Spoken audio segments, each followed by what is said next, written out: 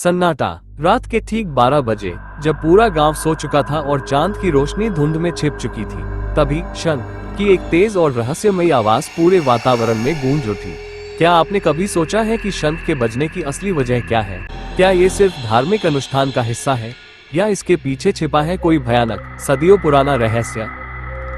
कहीं न कहीं बात हिंदी हॉरर स्टोरी। मेरा नाम करण है। मैं एक डॉक्यूमेंट्री फिल्म मेकर हूँ और रहस्यमयी परंपराओं पर रिसर्च करता हूँ।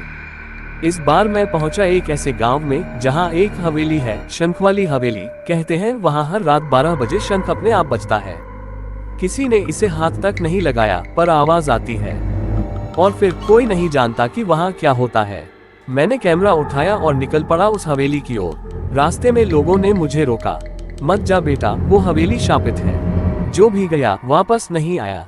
वहाँ शंख इसलिए बजता है क्योंकि कोई आत्मा किसी अधूरे यज्ञ को पूरा करना चाहती है।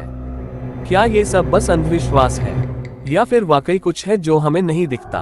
मैंने जैसे ही हवेली के भारी दरवाजे को धकेला, चर्रा की एक आवाज के साथ दरवाजा खुला और अंदर गहराई तक फैली गुप्त अंधेरे ने मुझे निगल लिया।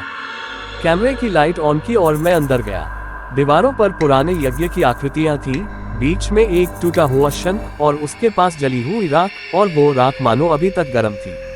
अचानक पूं, वही शंख फिर बजा, तेज कपकपा देने वाला। ऐसा लगा जैसे किसी ने मेरे कानों में चीख मारी हो। मैंने घूमकर देखा, कोई नहीं था, पर मुझे किसी की सांसें अपनी गर्दन पर महसूस हुई। पुरानी किताबों और पांडुलिपियों में मैंने पढ़ा था, इस हवेली में 500 साल पहले एक तांत्रिक यज्ञ हुआ था। कहा जाता है एक अघोरी साधु ने यहाँ काल शक्ति को जागृत करने का प्रयास किया था। उस यज्ञ में एक बच्चे की बलि दी गई थी, पर वो यज्ञ अधूरा रह गया और उस दिन से हर रात आत्मा उस अधूरे यज्ञ को पूरा करने लौटती है और तब शंख अपने आप बजता है। क्या सचमुच आत्मा हर रात लौटती है? क्या शंख उसी आत्मा की चेतावनी है? रात के 12:15 हवेली के अंदर का तापमान गिरने लगा, मेरी सांसें जमने लगी और तभी दीवारों पर कुछ लिखा दिखा। जो शंख की आवाज को रोकना चाहता है, वह मृत्यु को आमंत्रित करता है। मैंने कांपते हाथों से कैमरा नीचे रखा और सोचा भाग जाऊं, पर तभी दरवाजा बंद हो चुका था और एक छाया धीरे धीरे मेरे पास आ रही थी। तू भी अधूरा है, तुझे भी पूर्ण होना होगा। उसका चेहरा नहीं था, सिर्फ एक खाली चेहरा और हाथ में जलता हुआ वही शंख। अब तू शंख बजा और बलि दे, नहीं तो तुझसे ले ली जाएगी। मैं डर के मारे बेहोश होने वाला था, तभी मेरे हाथ में अचानक एक पुराना कागज आया। उस पर लिखा था, यदि शंख की आवाज को सही समय पर रोका जाए तो आत्मा मुक्त हो सकती है। मैंने सारा साहस जुटाया और जैसे ही अगली बार शंख की आवाज आए, पुनः मैंने जोर से चिल्लाया, बस तेरा यज्ञ पूरा हुआ, मुक्त हो जा। एक जोरदार धमाका हुआ, हवेली की दीवारें कांपने लगी और उस आत्मा की चीख नहीं, पूरा वातावरण हिल गया। सुबह जब मैं बाहर आया, गांव वालों ने देखा कि हवेली की छत ढह चुकी थी और अब वहां से कोई आवाज नहीं आती। शंख अब कभी नहीं बजा। मैंने अपने डॉक्यूमेंट्री में बताया, शंख सिर्फ एक धार्मिक वस्तु नहीं, वो चेतावनी है, एक द्वार है आत्माओं के बीच और हमारी दुनिया के बीच। कभी कभी परंपराएं सिर्फ प्रतीक नहीं होती, उनमें कुछ छिपा होता है, कोई रहस्य, कोई चेतावनी और कभी कभी एक आत्मा। क्या आप अगली बार शंख की आवाज सुने तो समझ पाएंगे कि ये क्यों बज रहा है? क्या वो पूजा है या कोई आत्मा वापस लौट आई है? सोचा था सब खत्म हो गया, लेकिन असली डर तो अब शुरू हुआ था। 2 दिन बाद जब मैं शहर लौट आया और अपनी डॉक्यूमेंट्री की एडिटिंग शुरू की, तभी कुछ अजीब हुआ। वीडियो में वो दृश्य जो मैंने रिकॉर्ड ही नहीं किया था। एक क्लिप में मैं कमरे के एक कोने में खड़ा था, लेकिन मेरी परछाई उल्टी दिशा में हिल रही थी और हाथ में वही शंख था। कैसे हो सकता है? मैंने तो कभी वो शंख छुआ ही नहीं। तो फिर कैमरे में वो कैसे? क्या आत्मा मेरे साथ लौट आई थी? रात को 12:01 बजे मेरे फ्लैट में फिर वही आवाज। पुनः मेरे पड़ोसी ने दरवाजा खटखटाया। भाई, आप रोज रात को शंख क्यों बजाते हो? डर लगता है यार, मैंने कांपती आवाज में कहा। मैं नहीं बजाता।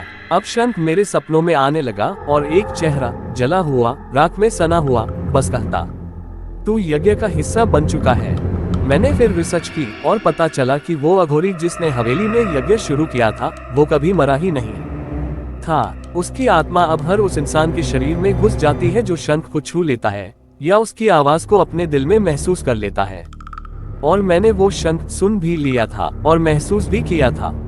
मेरे शरीर पर अजीब निशान उभरने लगे थे। हाथ कांपते नहीं थे, अब अपने आप तंत्र मंत्र लिखते थे। आंखों में अजीब सी लाली थी और हर समय एक ही वाक्य मेरे दिमाग में गूंजता, शंख फिर बजेगा और अगली बलि तुझसे ली जाएगी। मैंने तंत्रविद्या के एक ज्ञाता से संपर्क किया। उन्होंने कहा, अब बहुत देर हो चुकी है, तुझे शंख से नहीं, उस आत्मा से डरना चाहिए। वो शंख नहीं बजाता, वो तेरे शरीर में घुस चुका है।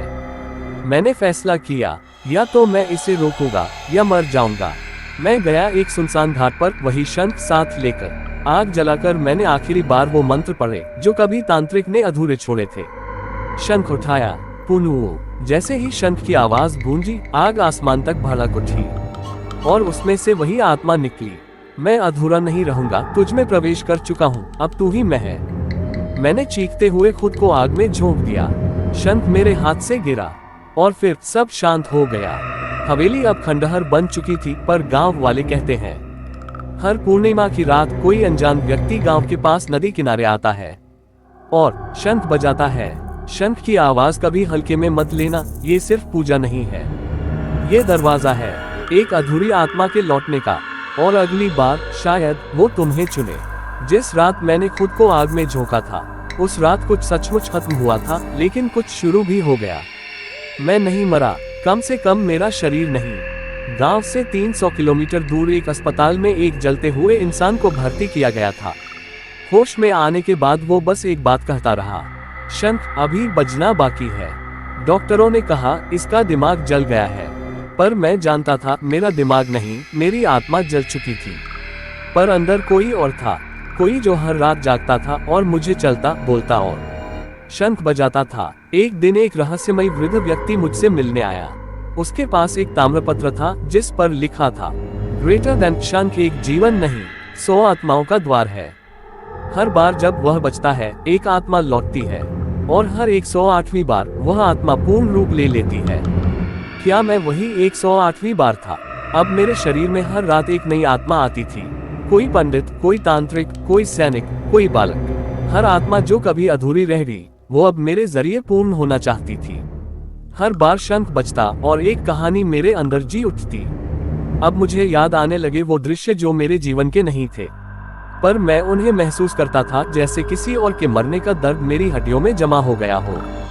जी हाँ, अब मैं एक इंसान नहीं, एक ध्वनि रक्षक बन चुका था। जो भी शंख की आवाज को रोकने की कोशिश करता, मैं उसे चेतावनी देता और अगर वो न माने तो वो बलि बन जाता। अब मैं आपको बता रहा हूँ, क्या आप जान